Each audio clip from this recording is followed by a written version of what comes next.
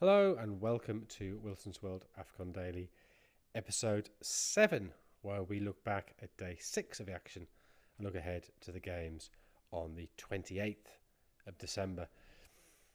Day 6 seemed like it was going the way of day 5. It was pretty cagey to start with, but it climaxed in that incredible game between Nigeria and Tunisia. Nigeria eventually winning 3-2, but it really should never, ever have got as close as that.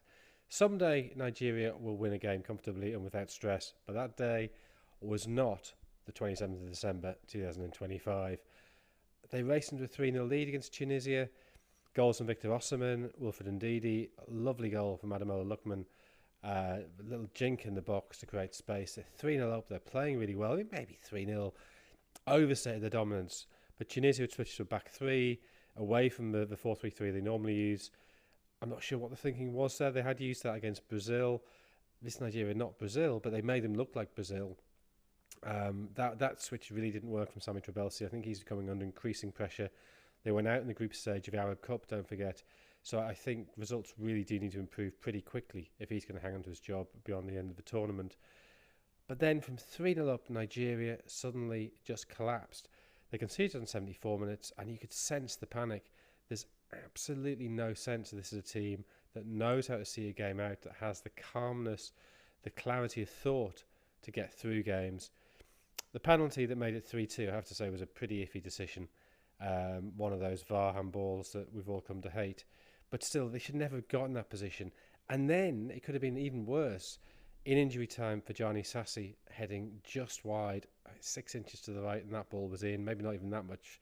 Went just wide of the left-hand post. And Stanley Nwabali really didn't look particularly impressive in goal for Nigeria either. So Nigeria go through. They've got 6 points. They join Egypt as the only team to have won 2 games. But it's one of those wins that, after an hour or so, it looked like it's going to be a great evening for Nigeria. And they end up probably with more questions than answers.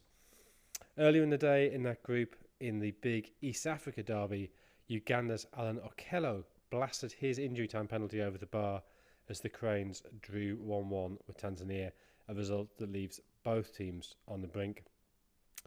Simon Msuva had put Tanzania ahead from the spot in the first half, but Uche Ikpeazu levelled with a very good header of a near post. So in the final round of games, Uganda play Nigeria and Tanzania play Tunisia. Each will need at least a draw. So those East African sides will need at least a draw to have a chance of going through, but realistically, probably a win. So it's Nigeria on 6 points, Tunisia on 3, Tanzania on 1, and Uganda on 1. In Group D, the games went much as expected. Sadio Mane cancelled out Cedric Bakambu's opener as Senegal and the Democratic Republic of Congo drew 1-1, while Benin overpowered Botswana to achieve their first ever win at a Cup of Nations finals, Johan Roche getting the only goal. So that group, you got Senegal on 4 points, DRC on 4 points, Benin on 3, and Botswana on none, which I think is pretty much how we thought this group would go. Benin have probably done enough to get through as a third place team, even if they lose their final game to Senegal. Senegal and DRC almost certainly through. So looking ahead to the games on the 28th, the big game is that Group F clash between Cote d'Ivoire and Cameroon. 8 p.m. UK time for that.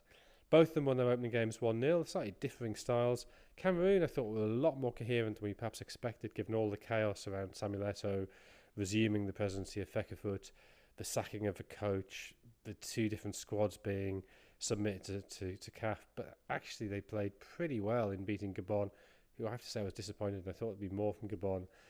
Ivory Coast really should have won much more comfortably than they did in their opener.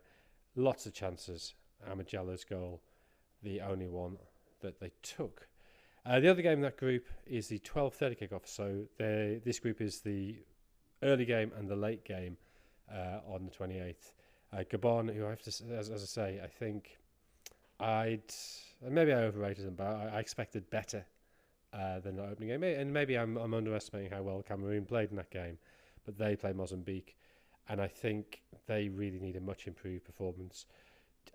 Not even so much for getting through. I'm sure they will go through. just to sort of satisfy themselves that they are giving a proper account of themselves. And then in Group E, so these are two middle games. The two winners, Burkina Faso and Algeria, face off at 5:30 in Casablanca, 5:30 UK time. Algeria, I thought, very impressive in their first game, won it 3-0.